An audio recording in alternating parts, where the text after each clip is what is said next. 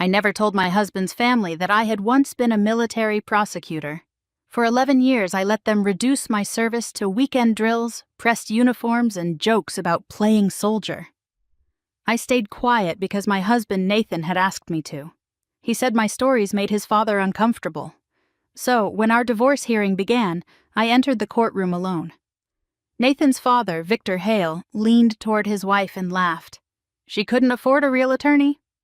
Nathan smiled beside his legal team. Their firm charged nearly $1,000 an hour, and they had spent months portraying me as unstable, absent, and unfit to raise our 10-year-old daughter, Lily. They wanted the house, most of our savings, and primary custody. I placed one folder on the table and sat down. Judge Evelyn Brooks studied me over her glasses. "Mrs. Hale, where is your counsel?" "I'll be representing myself, Your Honor." A ripple of amusement moved through the gallery. Nathan's attorney, Daniel Price, gave a polished opening. He described Nathan as dependable and financially secure. He called my Army Reserve obligations unpredictable and suggested Lily needed a parent whose career would never pull her away. Nathan's family nodded approvingly. When Price finished, Judge Brooks turned to me. I stood. "Major Rebecca Hale, former Judge Advocate, United States Army." The courtroom went silent. Victor's smile vanished. Price stopped writing. Nathan looked at me as though I had spoken in another language. For 8 years, I had prosecuted fraud, defended soldiers, handled courts-martial, and cross-examined officers who outranked me. Nathan knew pieces of that history when we first met, but after our wedding, he decided my career should stay outside his family's elegant dining room. Eventually, he forgot what I had been capable of. I began with the law. Calmly, I cited protections preventing military service from being used as automatic evidence against a parent. Then, I dismantled Price's assumptions one by one. His questions lacked foundation. His witnesses repeated hearsay. 4 times I objected. 4 times Judge Brooks sustained me. The laughter behind me disappeared. Then Nathan took the stand. I approached him with the same patience I had used on hostile witnesses overseas. "You testified that you contributed more financially to our marriage?" "Yes." "And you fully disclosed all marital assets?" "Yes." I opened my folder. "Then explain the $48,000 transfer from our investment account to your sister 6 weeks before filing." Nathan's face tightened. It was a loan. "Where is the agreement?" "There wasn't one." "You manage corporate accounts, yet transferred marital funds without documentation," Price objected. Judge Brooks overruled him. I introduced bank statements showing repeated cash withdrawals, each carefully kept below reporting thresholds. Then I produced registration documents for an LLC Nathan had created 4 months earlier. Its account had never appeared in discovery. Price went pale.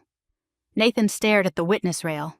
Finally, I entered emails between Nathan and his colleague Elise Warren. Hotel reservations, private dinners, and messages dating back 14 months. The affair itself was not the center of my custody argument, but it proved the timeline he had sworn to was false. "Did you hide this relationship while moving money from our accounts?" I asked. Nathan looked toward his father. "Yes," he whispered. During recess, Victor approached me in the hallway. His shoulders seemed smaller without his courtroom audience. "You were really an Army lawyer? For 8 years? Why didn't you tell us?"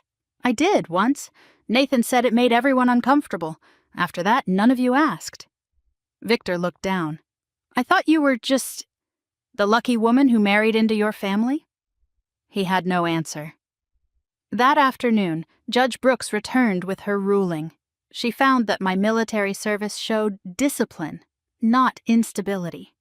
She awarded me primary custody, the house, and 65% of our liquid assets. Nathan was ordered to return every hidden dollar with interest. The judge also referred the undisclosed accounts for further review. Nathan did not appeal. Outside the courthouse, Lily ran into my arms. "Did you win?" she asked. I held her tightly, feeling the weight of every year I had spent shrinking myself for someone else's comfort. "I told the truth," I said. Today, that was enough. In the weeks that followed, Nathan moved out, his firm placed him on leave, and the house slowly became peaceful. Victor apologized without excuses. I did not forgive him immediately, but I allowed him to remain Lily's grandfather on one condition: he would never belittle her mother again. He agreed. One evening, Lily found my old military law books in a box. She sat beside me at the kitchen table and asked whether she could become a lawyer someday. "You can become anything," I told her, "but never make yourself smaller so other people can feel taller." For once, every eye in the room listened. For years, I had mistaken silence for strength. The courtroom taught me something better. Strength was not hiding what I knew. It was standing alone, opening one folder and refusing to flinch while the truth finally spoke in my voice.